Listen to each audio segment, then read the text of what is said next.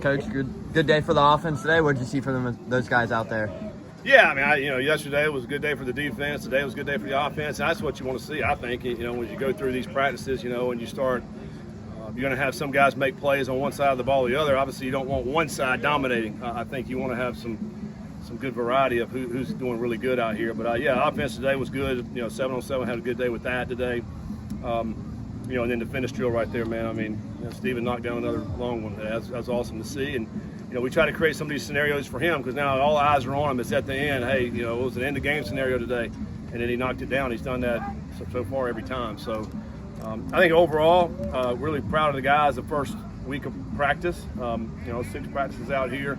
Energy's been really, really good out here. And the guys have been competing hard without going over the top. I just talked to them about, sometimes you get to camp right here 6, 7, 8 practices in, you start getting some chippiness, guys are getting frustrated.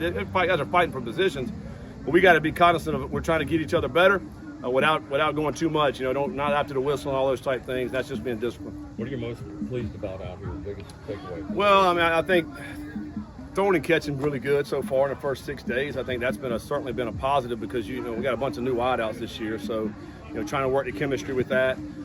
That's certainly been good. Also, how the defense has been flying around, I think that's been a very positive thing too. Because in the back end, I feel like we got a lot of new faces back there. The guys have, gotten lined up, flying around to where they need to get to. A lot of bodies at D-line, so that's been awesome this year compared to last. Where we had to rotate a lot of guys in there and keep those guys fresh.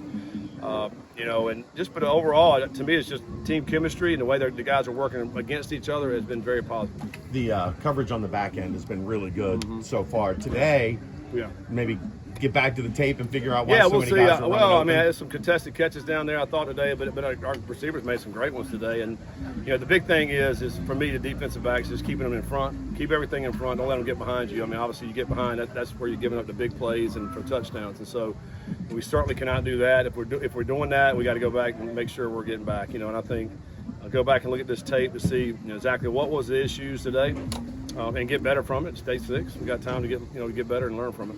You mentioned the wide receiver room. Obviously, yesterday Gianni had a big day. Today Noah had a big day. Talk about the versatility in these new receivers a little bit now that camp's underway. Yeah, I'm really proud of the way they are. Elijah's another guy who I think's been very steady. Doesn't have the highlights, but has been very steady out there as well. Dakari's made plays today. That's good to see out of those young guys that were redshirted last year.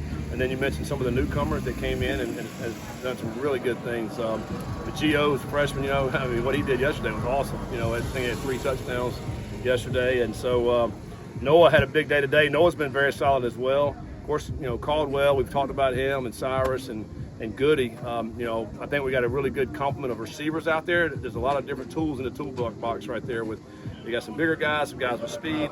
That's a really good mix, and I think the quarterbacks are really enjoying, some of these weapons that we have to throw to this year. Sometimes when you see Dante make a play like he did in the backfield, remind you real quick of, that guy's really good. Yeah, every time I see Dante coming in, I'm like, oh crap, here we go. Because sometimes it's not good. When the other guy's in there, okay, we probably can make this play happen, but Dante's in there, he's very disruptive.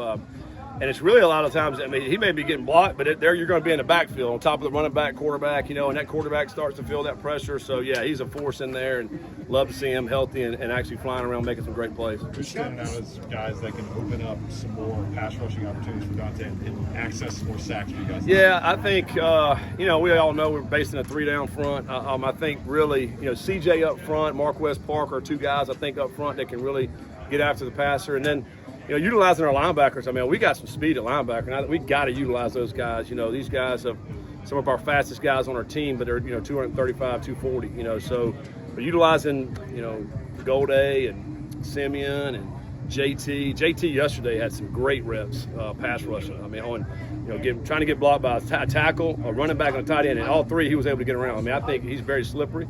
I think he's had a really good camp so far. So utilizing those linebackers and being able to be versatile on defense. Last year we were not very versatile. We got to be able to mix it up and do some different things and be able to bring different guys to put pressure on the quarterback. Scott, this program is only 3 years removed from playing in the college football playoff, and after seeing what Arizona State last year surprising teams in college football, how confident are you in your message to the fan base that this Bearcats team can do the exact same thing, compete for a Big 12 championship and CFP for this year? Yeah, we finally feel like, hey, this is the team that's really really be competitive in the Big 12 and in the national scope, because obviously we know where we're at the first year, and then where we're at the second year, we got better, and I think we've built to this team right here. This team, we the fan base can look last year and see, okay, we're in most all the games, quite honestly.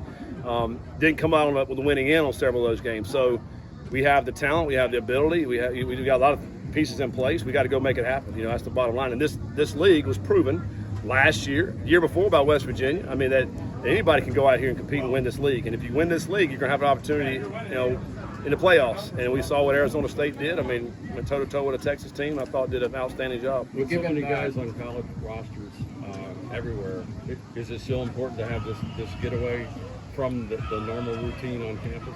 Well, I think, we're going to make the best of it. I think for us out here, there's no distractions. There's no – one of the biggest distractions is females running around for these 18 to 23-year-olds, and we don't have any out here. So when they get back on campus, they're going to be reintroduced to that. So we'll give them a day off tomorrow, and then I said, you guys better come back focused on money, ready to go. Now, the thing about it is they're training at our place all summer long. They did a great job this summer. So we got a mature team. That's the other thing. This team is mature. They come to work every day.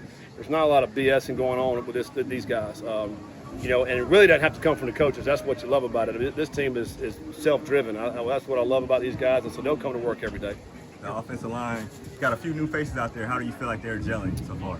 Yeah, they're continuing to gel. They're still coming along, I think, and some new guys that came in with some great experience, but I do feel like they got the ability, the temperament, the work ethic, and it's still going to take the next few weeks we have to keep those guys coming together, and then also getting those next guys, the 6, 7, 8 guys in the offensive line to be able to go out and play at a high level.